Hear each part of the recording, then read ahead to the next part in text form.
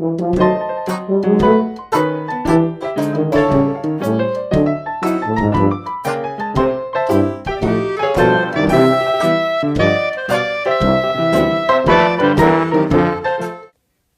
and welcome to another edition of Here We Are.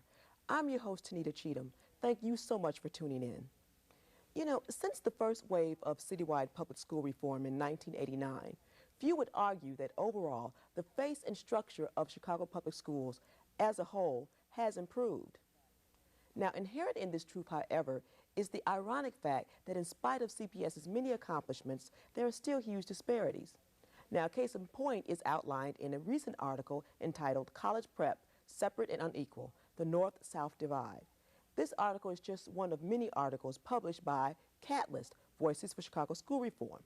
Created in 1990, Catalyst is a monthly news magazine that analyzes and documents school reform efforts in the Chicago public school system. Now, joining us in this discussion today is Catalyst Managing Editor Veronica Anderson. Veronica, thank you so much for coming to the program. So happy to have you. Thank you for having me, Tonita. Let's talk, kind of set the scenario for the article, because I really didn't talk about a lot in the opening. Your article has released a lot of findings about the huge disparities in CPS's funding of North Side and South Side preparatory schools. So let's talk about some of the facts that came out in the piece. Okay. Yes, we did an investigation of the Chicago Public Schools 2-year effort to create college prep schools, one in each region across the city. What we found was that these schools were not created equally. You've got 2 brand new college prep schools on the north side of the city, north of Madison Street. Brand new buildings. The principals were hired a year ahead of time. They had plenty of time to recruit top-notch faculty, develop a college preparatory curriculum, and they had time to publicize that the schools were there, and they got lots of applications. That's not the case on the south side. There's one aspect of it, too, that I want to mention is the fact that the majority of the students that go to these new preparatory schools on the north side, majority are white students, as opposed to the majority of the students that go to the south side preparatory schools, which are African American and Latino. They're certainly drawing from neighborhoods that have more white residents than the schools on the south side. North side college prep has a number of minorities, but they don't have very many black students. I think it's only 6% African American. They don't have very many Hispanic students. They do have about 40%, 30-40% white, and a lot of Asian students. Other things that I found, it was a really interesting article, let me say it was very well written. It was really interesting to note, as you kind of talked about a minute ago, a lot of the energy, not just the dollars, but a lot of the legwork that was put into the publicizing of the North Side schools, as well as the time that was given to nurture and recruit qualified teachers that had really extensive background in different countries even, with regard to the faculty, in addition to the dollars that was spent into the technology. Oh, you're right. A lot of money or a lot of resources, well, there were a lot of resources available for both of the schools on the north side. They both got brand new buildings. That means they were designed, you know, from the drawing board, right, built from the ground up. The schools have lots of really great amenities, you know, a weather station with an observation deck. I think one school is actually building a television station now, their own studio and Earth Lab. All the kids have access to a laptop computer and their own email accounts. Yeah, and, you know, again, we can't say the same thing for the schools on the south side. I mean, you've got $46 million that was spent building Northside College Prep, but at Lindblom College Prep High School on the south side in the West Englewood neighborhood, only $9 million has been spent or is being spent this year to convert the school. I mean, that's a huge gap. Another interesting thing to note that I picked up in my reading, and let me just say that I have to say that we did extend invitations to Chicago Public Schools to send a representative here to come to talk to us about this, but they were unable to, so that's why no one's here from CPS. But another thing I found in the piece that was very interesting is that the schools on the south side that they were converted into preparatory schools. These That's are correct. buildings that the money was spent to refurbish the buildings as opposed to building brand new ones, as is the case with the north side preparatory schools. That's true, Tonita. And in some cases, you know, it's not like the money was forthcoming in the beginning. In some cases, the community had to rally around and pressure CPS to spend the money. Case in point is Southside College Prep. That's a school that Chicago Public School officials purchased. It was St. Martin de Porres, a Catholic high school, and before that Mendel, right. And the Archdiocese was shutting the school down.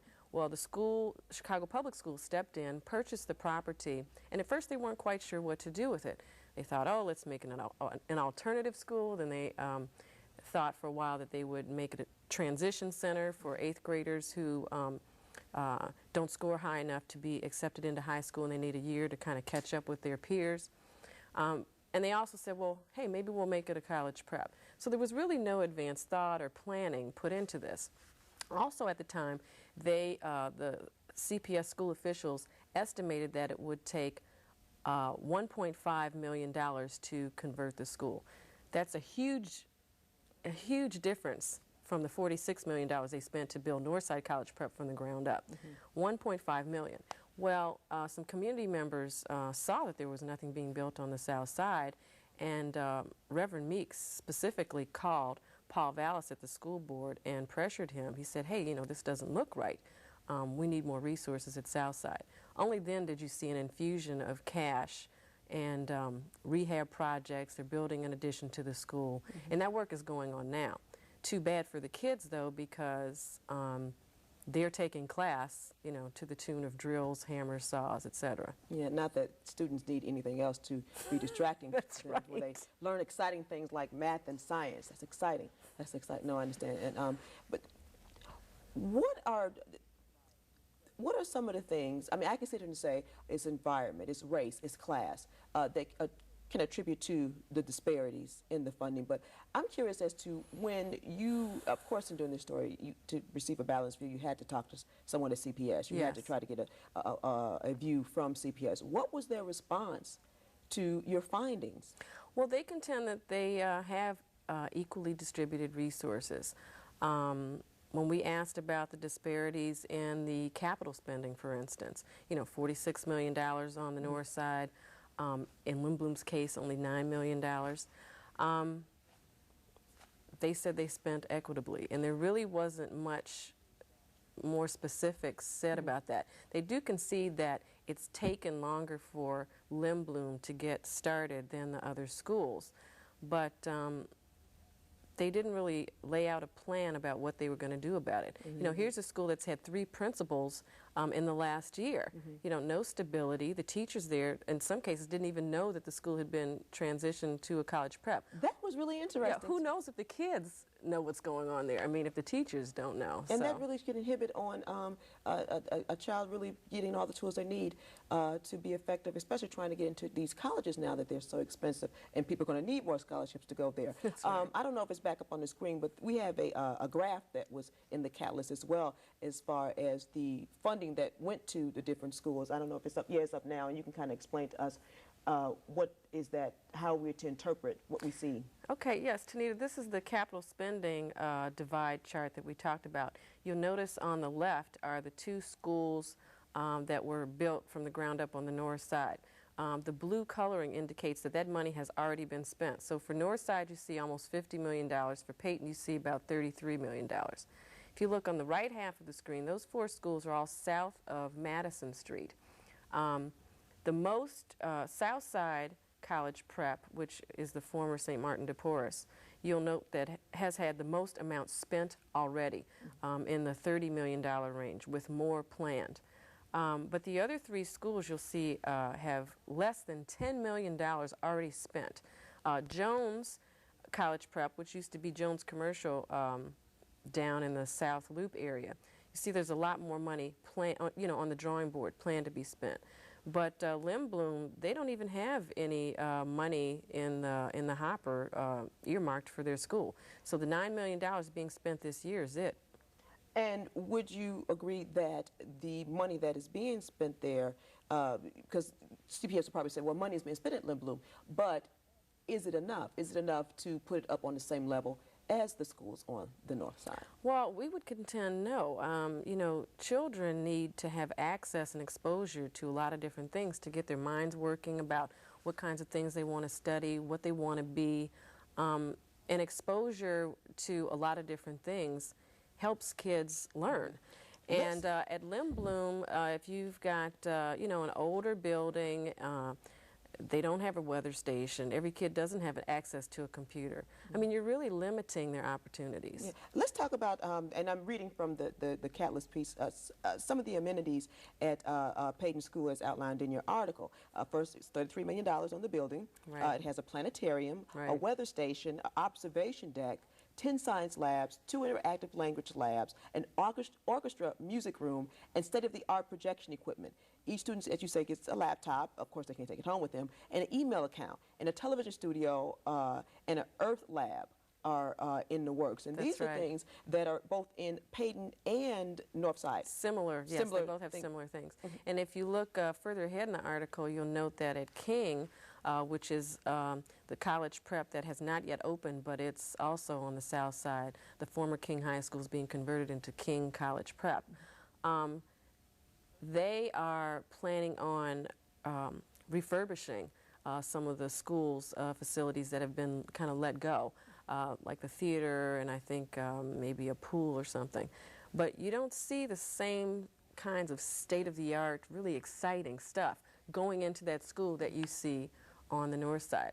And one result of that, the schools on the south side have not had as many people applying or as many parents trying to get their freshmen, you know, their ninth graders into those schools.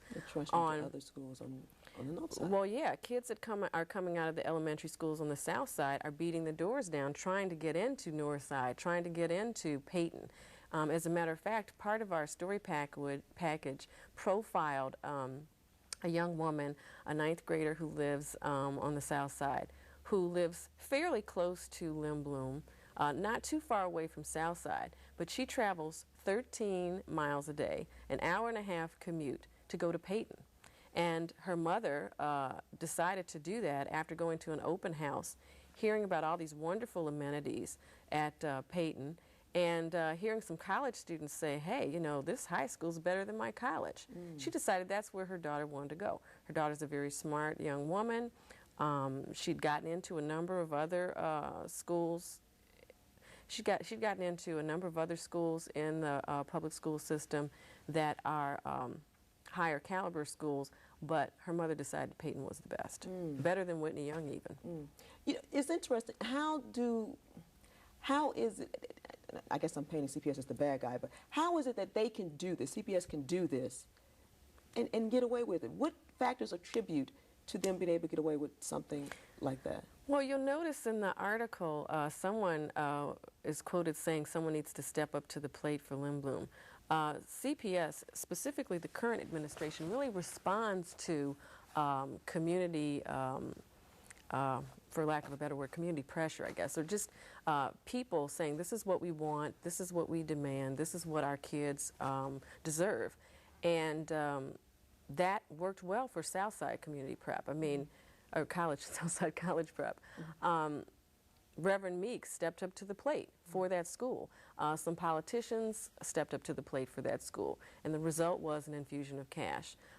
We got in touch with some of the politicians and community people that work with Lindblom, and again, they didn't know that it had been converted to a college prep. I want you to hold that thought because we have to go into commercial because we're going to talk more about what the community can do in those areas to help them just equal the playing field to work with CPS. We'll be right back after this. Thank you.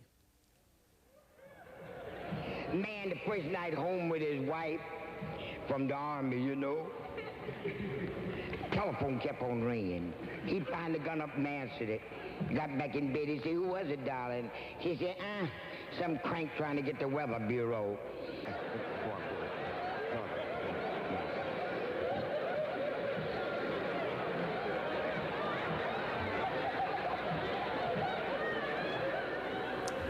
Welcome back. This is Here We Are. I'm Tonita Cheatham, and our topic, or the subject we're discussing in this segment, is the disparities in Northside and Southside preparatory high schools.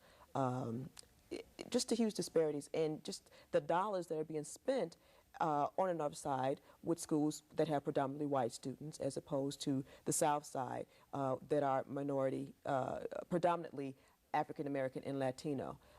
Just very telling article, which was published in the Catalyst newspaper, news magazine, which is a monthly magazine. This is something I should have probably kind of talked about initially, but I think would be good to talk about now.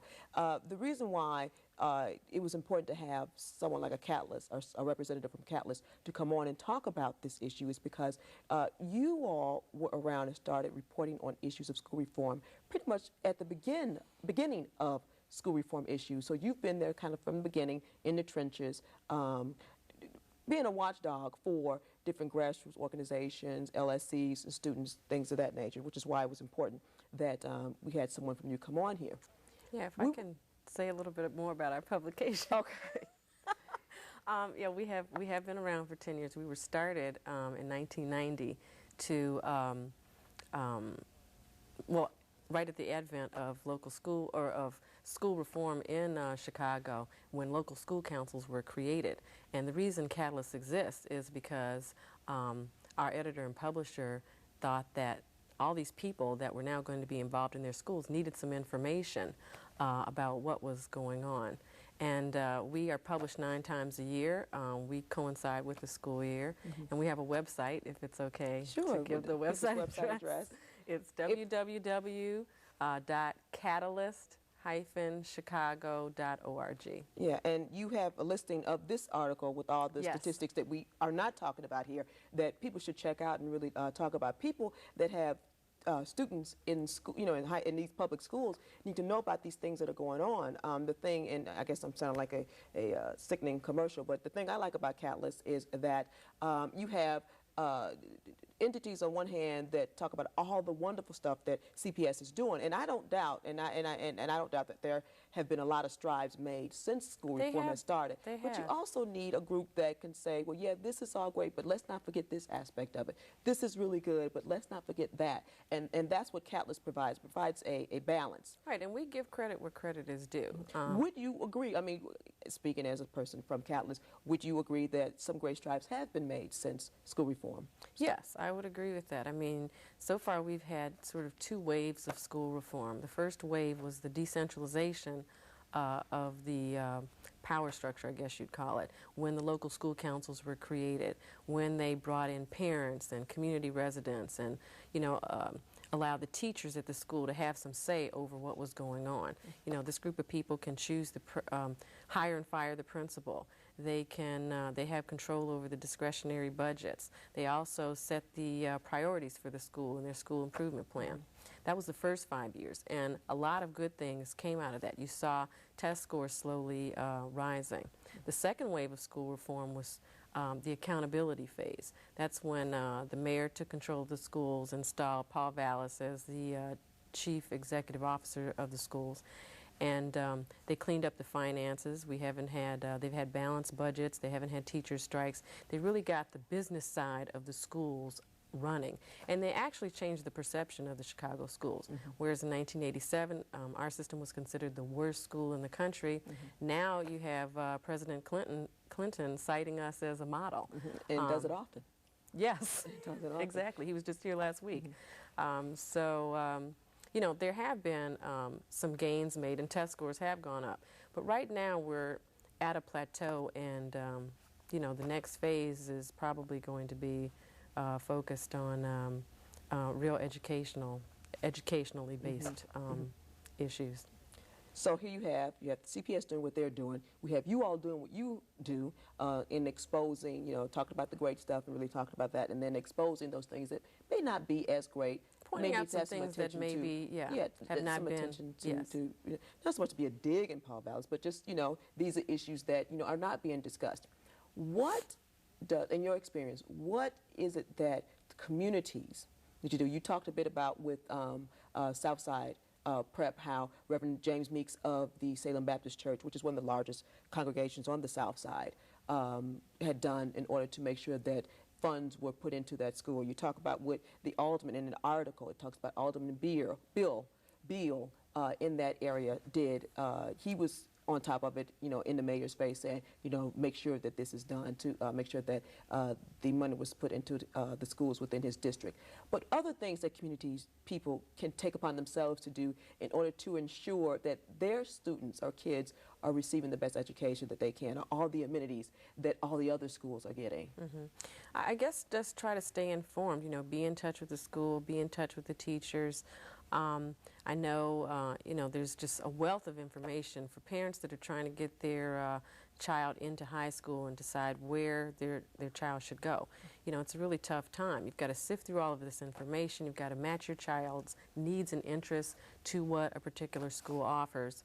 So I guess just to be informed, that's the main thing, and to I guess if your child goes to a school and you are disappointed, make some demands on the school system. Make your interests or your needs known. You can call the school, you can call downtown to central office, but maybe you should also call politicians or community organizations and let them know, hey, my kid's going to Lindblom, and I don't think they're getting the best opportunities that they can. Or my kid's going to Southside and they have to listen to drilling and construction all day long. How is he or she going to learn? Because I think what a lot of people are not getting, maybe, it's just my opinion, is that when you are in facilities, you think about the disparities in the kind of equipment in the classes and the opportunities that are offered in these prep schools on the north side as opposed to the south side.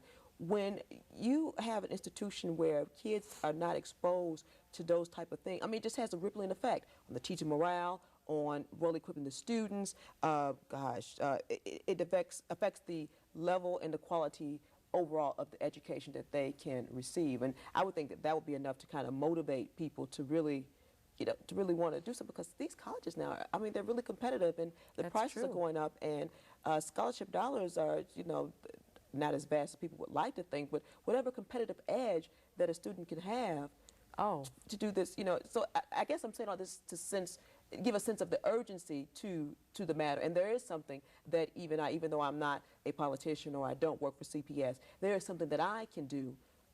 Sure. As a well, not a parent, but as a concerned citizen. As a concerned citizen. That's right. To help this situation. So I guess that was just my my announcement on that. That was my dissertation. I'm glad we agree on getting involved. Let's talk a bit more about the catalyst, though, because, as I said, this is not the only issue that really exposes a lot of the stuff that's happening with CPS. You all are really award-winning, won a lot of awards on a lot of different topics that you have covered and ticked off the powers that be, if you will. But what are some of the some recent issues topics that we've covered? Yeah. Just this fall, we've tackled kind of a lot of big ones. In September, we did an issue about testing and whether or not standardized tests are the best way, or taking standardized tests, whether that's the best way to gauge how well a student is performing in school or how much a student knows. There are a lot of schools that are using portfolio assessment. I think they call it authentic assessment, where it combines not just what you know on a standardized test from filling in a bunch of dots, but maybe the student's writing or the student's artwork. Maybe it incorporates an oral portion to the testing, so kids can express themselves and their knowledge base in a variety of ways, and teachers maybe will know more about what the kid knows. The next month in October, we did an issue about the importance of instructional leadership, how principals really have to be the galvanizing force and almost like a motivational leader or a coach to make sure that everyone, all the teachers at the school are on the same page with the educational program. Because if not, the kids will suffer. You know, maybe the teacher won't be teaching to the grade level. They'll be spending too much time working with the kids who are a little bit behind, but that means the kids that are ahead of others may suffer. You know, if you've got a principal who's a strong instructional leader, she's going to help the teachers choose the right program to use or the right lesson plan, I guess, to use with the kids, and make sure everybody's on the same page and the kids are moving ahead at the time they're supposed to. I'm kind of jumping back to when you just talked about that with the teachers, something that was in the article as well, and you kind of talked about it, was the lead time that a lot of principals had on the north side as opposed to the south side. When, okay, this is going to be a college preparatory school, so now you have the schools on the north side had like months to prepare to recruit really talented staff and faculty, as opposed to sometimes the days that of lead time that the principals on the south side had to try to recruit a faculty, and that has a big effect on an administration. And what were some of the results and findings with regard to that? Well, you know, what we found was that at Northside College Prep, the principal was hired a year ahead of time. You know, he had time to actually go out and personally recruit teachers that he wanted to bring to his school. He was able to get, you know, department leaders at some other good high schools in CPS to leave their jobs and come up to his school. At Peyton, you saw the same thing. The principal had 9 months. She was hired 9 months before the school opened. And in one case, I think she was emailing. She got an email from someone in China who was interested in being a language teacher at the school, and she was able to bring that person on. On the south side, in most cases, you see principals that had maybe 30 days of lead time. I know the principal at Jones told us that on her 30th wedding anniversary, she and her husband were hanging bulletin boards at the school. I mean, she was really doing an 11th hour push to get everything in place. She didn't have time to think about hiring teachers and getting a curriculum together. She had to do everything very fast.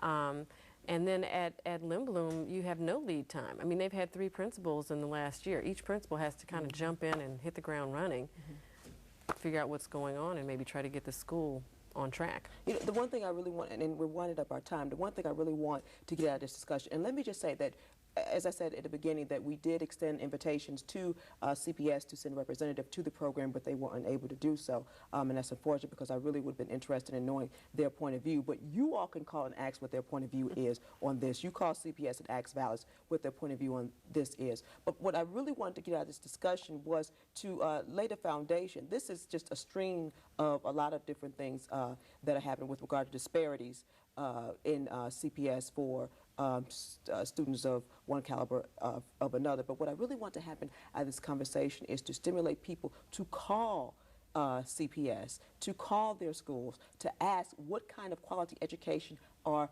their students receiving. That's right. Even people that don't have kids can ask, you know, what type of educational institution do we have in our community?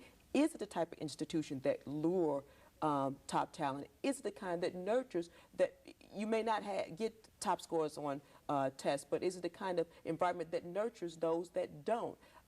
This is really important. These kids are, a cliche, are our future. But it's important that we know and feel safe and comfortable that we are really giving them the best kind of education possible. So I guess it's an alert for not just the powers that be, if you will, or the politicians or the CPS people, but lay people as well, concerned citizens as well, to get involved. But again, how in order to get a copy of this document, how would someone go about doing that? You're going to give a website and a number? Yes. People want to subscribe to Catalyst magazine, you can check us out on our website. It's www.catalyst-chicago.org, or you can call us for a subscription. Our telephone number is 312-427-4830, and the subscription line is extension 314. Okay. Well, Veronica, I want to thank you for coming to the program. Thanks again. Great story. You'll be back. You'll be back. We'll be right back after this with Johnny Cole. Thank you. Stay tuned. Good afternoon and welcome back to the second segment of Here We Are. In 1999, Mayor Daley and the City Council approved a $4.3 billion budget for the year 2000. The budget called for significant increases in taxes, some as high as 25%, for parking and ticket fines, sticker fees, water and sewer taxes, and city stickers. In addition, an up-to-the-limit property tax increase in each of the following 4 years was recommended to support the rebuilding of libraries, police, and fire stations. And in the midst of these increases, the most controversial issue aldermen quarreled over was the awarding of city contracts. Only 9% of the $1.3 billion in city contracts over the past year went to African-American contractors, though blacks comprise 46% of the city population. Despite the fact that aldermen vehemently protested, calling the situation a disgrace, none voted against the budget. And in fact, the budget passed unanimously. Here to give us a perspective on the city budget and the city budget process is Dr. Steve Alexander, the director of the Center for Urban Politics and Policy at Chicago State University, who've not only studied the city budget over the past several years, but also worked in the Harold Washington administration as the Deputy Commissioner of Economic Development. And Mr. Doug Gill, a longtime community activist and professor of urban planning at the University of Illinois at Chicago. Gentlemen, thank you for coming to our show. Thank you. Good to be here. Last year, we saw some significant trends or things that occurred with the city budget. Dr. Alexander, could you give us some perspective about what is the city budget supposed to do, and how is the city budget developed? Well, the city budget is like all other budgets, and all government budgets are designed to provide goods and public public services that society indicates that it needs. With respect to the composition of budgets, there are two sides to budgets. One side involves raising revenues through taxes and non-tax measures, and the other side has to deal with how you allocate those revenues to address the needs that particular constituents indicate that they want. I see. Now, what kind of stake do ordinary citizens have in the city budget process? Well, all citizens have are stakeholders in city budget, state budget, county budget, federal budget. Primarily because, and particularly with respect to city budgets, all stakeholders are involved, whether you're young or old, rich or poor, employed or unemployed, on welfare or not on welfare, because all citizens pay into the city budget, the local part of the budget. Therefore, if you're involved in terms of paying the taxes and you're going to pay the same tax regardless of income, right, you have to be involved or should be involved in the process. Now, that doesn't mean that that's the case. It does mean that you have a right and an opportunity to be involved. Now, as a community activist, Mr. Gills, Professor Gills, do you have a perspective on what role local citizens should play in the budget development process? Well, historically, one of the major themes that have been addressed in community-based meetings at the grassroots level has been put forth that taxpayers were homeowners. Mm-hmm. And Steve has addressed the fact that everybody pays taxes, and I would concur with that. The fact of the matter is most people don't know how they pay taxes, and therefore they think they have been disenfranchised. And that's the issue that we need to address today and in the future. Now, what role should or do locally elected officials play in all of this? And by local, in this case, you're alderman. I mean, we're talking about the city budget, so you're alderman. Well, the alderman, and just quickly, the executive branch, in this case the mayor, recommends the budget and makes that recommendation to the public and to the alderman at the same time, generally in the middle of October.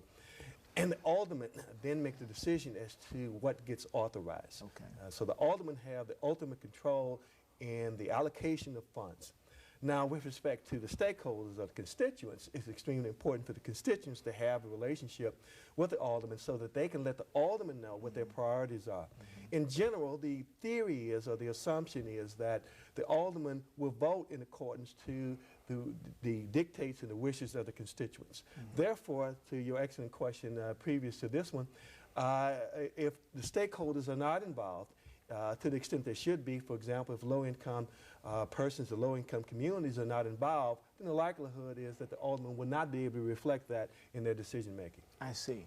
Now, city budgets, you know, especially one as large as Chicago's, potentially has a very large impact on social and economic conditions of communities. Now, what kind of role does the city budget play in the development or in the impacts that it has on communities?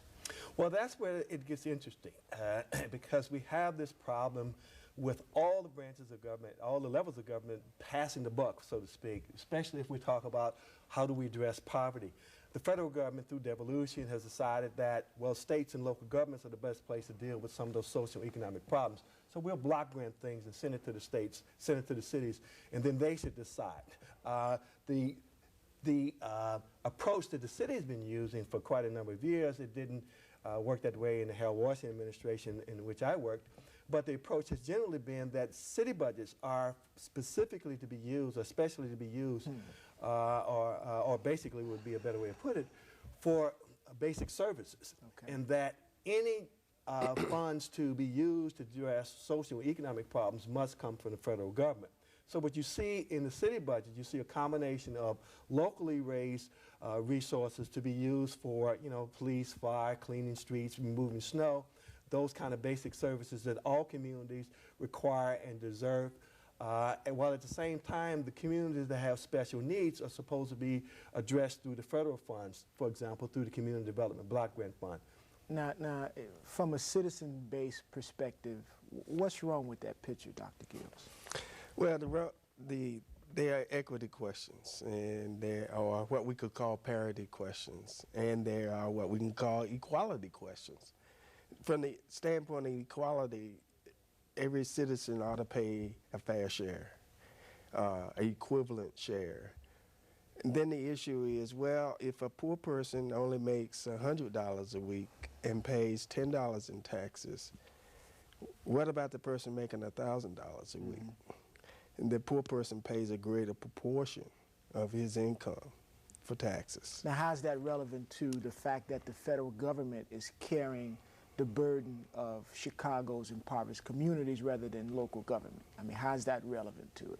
Well, I think the whole question is relevant if we have to pick up. It's become an increasing question as devolution, devolvement becomes much more a factor in our lives, that we have a very good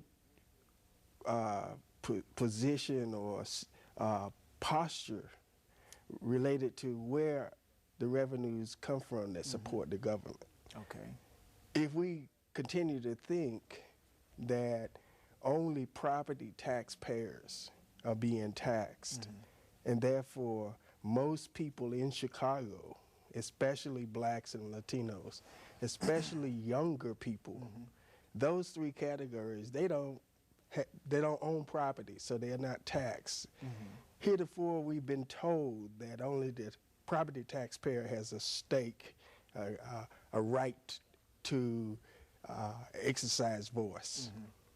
And now we have to understand that this budget is not set up as the budgets were pre, say, Harold Washington, where majority of the revenue streams that went into the corporate budget were paid by the property tax. Okay. So you're saying that increasingly poor people are paying more and more into the city budget than they have previously? Well, the indications that I've had from looking at some of Steve's work is that that is the case, that a greater and greater proportion of the taxes are coming from non-property tax sources. Okay. That is utilities, fees, forfeitures. And each one of those is a separate but relevant category to investigate. Now let's get more specific. You've done some research on this issue. Now what is the composition of the city budget in terms of how monies are, well, I guess on both sides, how they're raised and also how they're allocated? Right. Well, dealing with the excellent point that Doug made about the burden shifting. Okay. The revenue side, on the revenue side, there are two ways in which the city raises funds. One is through taxes, and taxes that we all generally pay. And then there's another category called non-tax sources. Let me deal with the tax sources first. As Doug indicated, the property tax is a small share of the city's budget. It's used for a small share. It's a small share. The last number I can recall is around 12%. The other parts of the corporate fund, which is a major fund that's used for basic services, include utility taxes that we all know right now skyrocketing, sales tax, income tax, recreation tax, transportation tax, and a couple of more taxes. But on the non-tax side, there are a number of ways in which the city raises funds. Some of them are extremely complex and difficult to understand. But one I think that we all understand is that the category that seems to be rising the fastest is fines, fees, and forfeitures. So we know when we get dimmer booted, we know when we get those tickets, where we're getting more tickets and the tickets have been increased, it's because the city is making up the difference, as Doug pointed out. When you lower the property tax or you lower the business tax, you have to make up that revenue from some other way. Right. Now, where is all of these revenues going? What are they paying for? Well, the revenues pay for those basic services. It pays for the police department, which is a fast, which is a constant increasing category of service. Now, how large is the police portion of the budget? The police portion of the budget is about 40%. 40%? About 40%. Wow. It's the largest part of the overall city budget, and in terms, not only in terms of dollars, but also in terms of personnel. So you got the police, and what are the other aspects? And let me back up. The public safety portion is around 40%. When you combine police and fire, okay, it's around 40%. So it's police, fire, streets and sanitation, transportation, a whole variety of other services, libraries, different things like that. Right now. Services, by the way, that most of us would want. These are not services that are not useful. The question is the mix. Do we need 18,000 police officers, or do we need more of those resources, as you pointed out earlier, to address some of the social and economic problems, like affordable housing or maybe some economic development things? So that's the choice that we're faced with. Now, when we begin to compare how much money is going to public safety, to community economic development, affordable housing, and stuff like that, what are some of the concerns, Professor Gill? Well, the concerns should be, the concerns have been, that if I'm paying these taxes from utilities, beverage, pop tax as it's called, although it's a county tax, the city gets a proportion of it, why don't I get services? I'm being taxed without representation if my special needs are not being addressed in the budget. Heretofore, this administration in particular has said, well, we depend on the federal government to get poverty money. And that category expending for affordable housing and community development and social services has come from CDBG or community development block grants. And what we need to press is that under a period where they're changing federal rules, that there'll be more need for us to look at what is the legitimate stake that low income and other groups of people have in the budget. Now, this is not just something that occurred last year in terms of the proportion that's going to basic services relative to what's being paid by the city as opposed to the federal government. Are you saying that these are trends that we can observe over the last well, I'm years? sure even if we went back throughout the entire 90s, we can see some trends that indicate that revenues, the sources of revenues have been changing, such that property tax is the lower proportion, increasingly the lower proportion. I see. But then on the revenue side, we see that those groups, low-income groups, youth in particular, who constitute about 20% of the population base, but only 1% of the budget actually goes towards their special needs. Okay. That's the critical question. And so therefore, people need to think that they have a stake in it. But heretofore, they've been fed the myth that they don't pay taxes, and therefore they legitimately get cut out of public discussions and having a legitimate voice. And that's one of the things that we have to educate the constituencies around the city about. So really we're talking about taxation without specific representation. Absolutely. It's a new demand. It's as American pie, and we need to look into it. It may well be the final claim that citizens have to get restitution or redress of their grievances through the budgetary process in this democracy. I'd like to talk a little bit about the mayor's ordinance, the anti-loitering ordinance, and the relevance of that ordinance when it comes to allocating funds toward public safety and police rather than toward youth and economic development. But we're going to take a break now. We'll be right back and with this issue, and hope you'll stay tuned too. Thank you.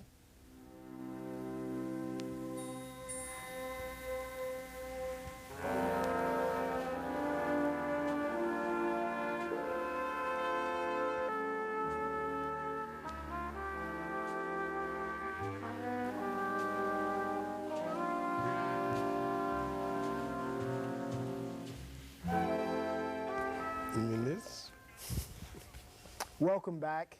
We're talking with Dr. Stephen Alexander of Chicago State University and Doug Gill, a community development activist, about the Chicago city budget.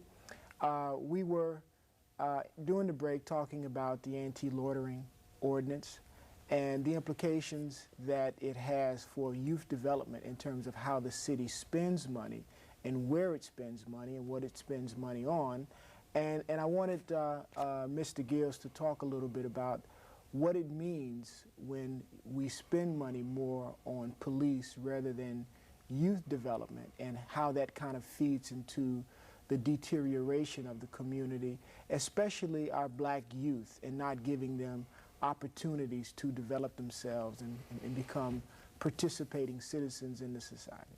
Well, one of the things when you have a society where we recognize poverty as being a fact of life and see it as being part of the status quo is that the police, we will be able to hire and sustain a police force. The question then becomes, how is that police force distributed? How is it targeted? And increasingly, historically, they've been targeted towards black youth and youth of color in the city of Chicago. That is to say that they spend more time in the black community. They're likely to pick up more black youth. Therefore, black youth run the risk of being criminalized. That is to say, they will be on a track where they are likely to have contact with police officers and increasingly go to jail, be tried and convicted, and therefore they'll be disqualified from voting, disqualified from getting a viable job. Now, are you suggesting that the imbalance in public allocation feeds into this? Oh, absolutely. Yes. What is your take on that, Dr.? Well, I agree, with what Doug says. I want to add to that as well. It's really part of this budget process for us to get involved in these policy choices. And the question as to whether or not, for example, you reduce crime by adding more police is a policy issue.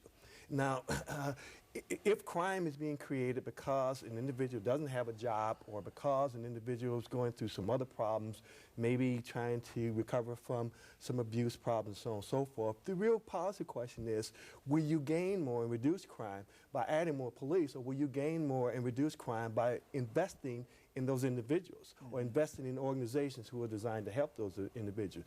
That's where the choice comes in. That's where the point that Doug made earlier about stakeholders getting involved, particularly youth and low income and those who are impoverished, who feel that they have to have a better share of the budget. You need to get at the table. You need to press the aldermen who vote on the budget. You need to press the administration and then make your options known that if there's only $1, then you may want 50% of that dollar to go to these social and economic programs as opposed to 80% of those dollars going to police. So it's a policy issue that we need to have more debate about. So we have much more of a stake in the city budget process than just merely the fact that we pay taxes, but also how it's spent and what impact it has on our system. No doubt, but the most important thing is you would feel much more comfortable knowing that you're not begging. This is not something that's charity. Okay. It's not even something that you can consider to be, well, this is a poverty program. You don't really deserve it, but we're going to give it to you anyway. No, this is something that you can make a demand. I pay taxes, so I want to tell you, a public official, how I want to have it expended. So this is not a handout? No, it's no handout. This is questions about, and so therefore young people, 18 and above, even their younger brothers and sisters, their nieces and nephews, should be able to come and say, I want to have more money put in after school programs and evening programs and in computer training programs in my neighborhood. Now, how much money are we spending in that area? Well, of $4.5 billion, I'm sorry, maybe it's $3.6 billion or $7 billion in the 2000 budget went into youth-related programming. That means what was that percentage? 1% of $3.7 billion. So that's a very small proportion of it.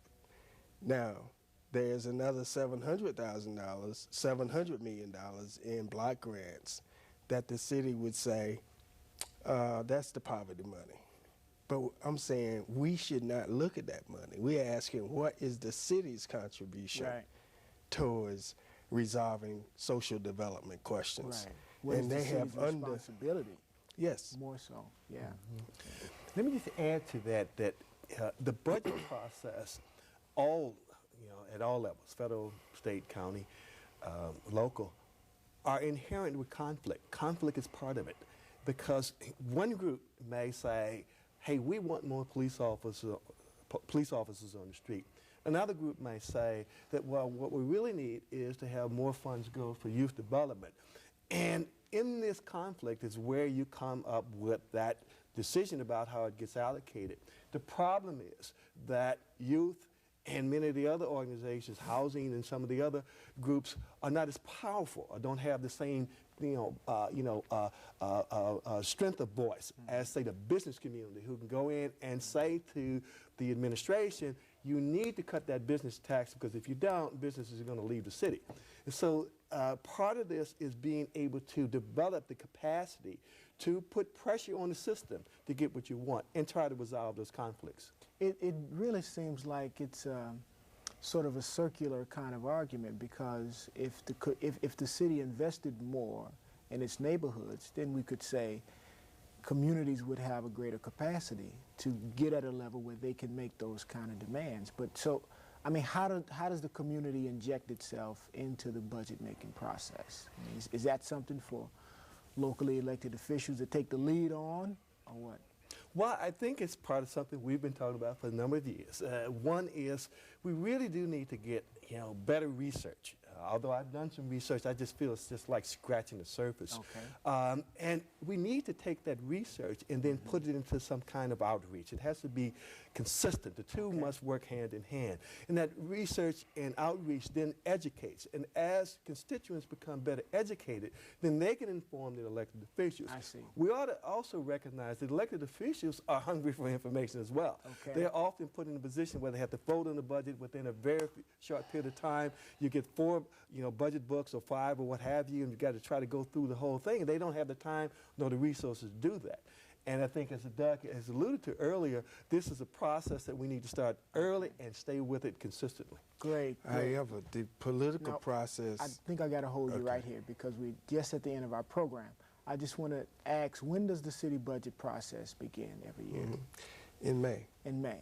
Around May, so we should Typically start May. organizing the early part of the year, Yes. and so we can be prepared for May. Yes. Thank you so much, gentlemen. I appreciate you coming on to the show. Pleasure being here. And thank you again, audience. We welcome you back to another edition of Here We Are. See you next time.